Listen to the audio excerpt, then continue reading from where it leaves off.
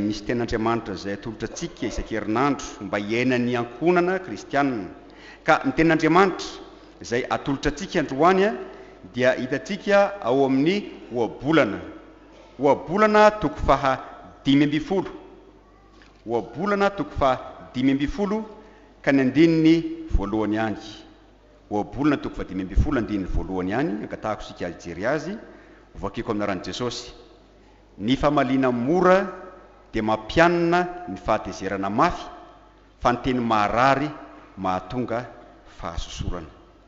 Tsika tsara fa rehefa tezitsika indraindray dia mampiaka-peo na manao teny marary, fa eto ny ten'Andriamanitra dia milaza amintsika hoe aoka famalina moramora no ataontsika amin'ny namantsika na amin'ny havatsika mba hampianina na hampionina ny fahatezerany. Dia engany ny ankonana kristianina mba hiaina izany ten'Andriamanitra any, tsy amin'ny herinandro ty ihany, fa eo amin'ny fiainantsika manontolo mba ho ankonana sambatra tokoa ny ankonana kristianina eto Ambatovonaky.